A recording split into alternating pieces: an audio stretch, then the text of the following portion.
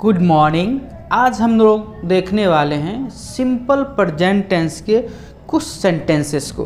तो आइए देखते हैं। फर्स्ट सेंटेंस है कि वह किताब पढ़ती है। सेकंड है वह पढ़ती रहती है। थर्ड है आप लोग पढ़ने लगते हैं। और नेक्स्ट है फोर्थ में राधा विद्यालय जाया करती है। अगर ऐसे आपको सेंटेंस मिले तो आप कैसे ट्रांसलेट करेंगे? देखिए यहाँ पे सिंपल प्रेजेंट टेंस की पहचान होती है कि जिस हिंदी वाक्य के अंत में ता है, ती है, ते हैं, लगा रहे। इस प्रकार से ता है, ती है, ते हैं, लगा रहे। तो यहाँ पढ़ती है, पढ़ती रहती है, लगते हैं, करती है। मतलब यह जो सामान्य संकेत है, सिंबल है, वह तो फॉलो कर रहा है सिंपल प्रेजेंट टेंस का। तो क्या यह सभी सेंटेंस एक ही जैसे बनेंगे? तो बिल्कुल सही जवाब होगा कि हाँ, सभी बनेंगे एक जैसे, लेकिन उसमें वर्ब्स के चयन को ध्यान रखना पड़ेगा। क्या ध्यान रखना पड़ेगा? कि आप लोग पहले से जानते हैं कि सिंपल प्रेजेंट टेंस जो होती है उसकी बनावट क्या होती है? सब्जेक्ट प्लस V1 या तो V5 प्लस ऑब्जेक्ट या अदर वर्ड्स आते हैं। यह सिंपल प्रेजेंट टेंस की बनावट होती है। तो देखिए यह वह किताब पढ़ती है, यह एक सिंपल सेंटेंस है, साधारण वाक्य है। इसको हम लोग बनाएंगे वह किताब पढ़ती है। She reads a book. She reads a book. वह किताब पढ़ती है। लेकिन वह किताब पढ़ती रहती है तो क्या बनाएंगे? वह किताब पढ़ती रहती है आपको सेंटेंस मिल जाए तो क्या बनाएंगे? तो देखिए ये भी सिंपल प्रेजेंट टेंस का है।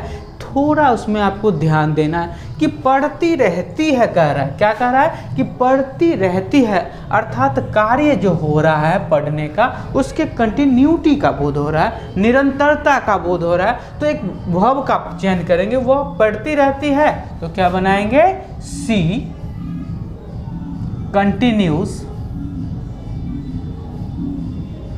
She continues to read. She continues to read. She continues to read. वह पढ़ती रहती है। नेक्स्ट है कि आप लोग पढ़ने लगते हैं। तो पढ़ने की क्रिया को बताया जा रहा है कि लगता के साथ, लगना लगा हुआ है। तो क्या बनाएंगे? आप लोग पढ़ने लगते हैं तो बनाएंगे You begin to read।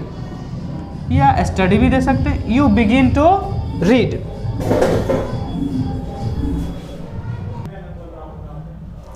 Next है राधा विद्यालय जाया करती है।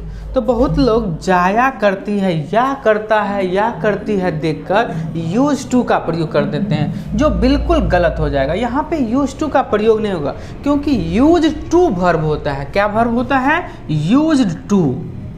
ये पास्ट फॉर्म में ही हमेशा यूज किया जाता है, प्रेजेंट फॉर्म में यूज किया ही नहीं जाता है। इसलिए अगर यहाँ पे रहता है राधा विद्यालय जाती है या राधा विद्यालय जाया करती है, दोनों का अर्थ एक ही होगा। बनाएंगे सिंपल सेंटेंस में Radha goes to school. Radha goes to school. ये ध्यान रखना। तो आपको जब टेंस से सेंटेंसेस पूछते हैं ट्रांसलेशन के लिए क्लास 12th के एग्जाम में, तो साधारण नहीं पूछते, इस प्रकार से थोड़ा रॉटेट किया हुआ रहता है। और 12th में ये 5 मार्क्स के पूछते हैं, 5 मार्क्स के पूछते हैं, 5 नंबर का ये रहता है। तो देखिए चारों सेंटेंस को एक बार देख लेते हैं। तो यह एक साधारण वाक्य है कि वह किताब पढ़ती है। वह किताब पढ़ती है तो शी रीड्स अ बुक। वह पढ़ती रहती है, मतलब काम को वह लगातार कंटिन्यू जारी रखे हुए है, बार बार करती। वह पढ़ती रहती है। वह खेलती रहती है तो वह कंटिन्यू को शो कर रहा है। देखिए ये सब्जेक्ट है और ये V5 है। ये सब्जेक्ट है और V5। यहाँ पे ये सब्जेक्ट है और V1 है। ये सब्जेक्ट है और V5, अर्थात टेंस को फॉलो कर रहा है। सिर्फ वर्ब का चयन करते समय वह ध्यान देना है। क्या ध्यान देना है? कि लगता हुआ लगा रहे तो बिगिन या बिगिंस का प्रयोग करना है।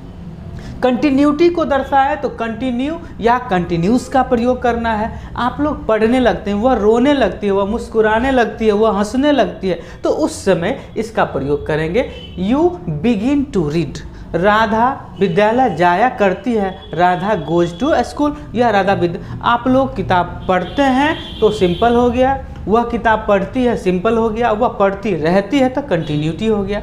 जैसे किसी की मंगेतर है, उसके बारे में उसकी प्रशंसा करते हैं तो क्या करते हैं कि मेरी मंगेतर, मेरी प्रेमिका मुस्कुराती रहती है।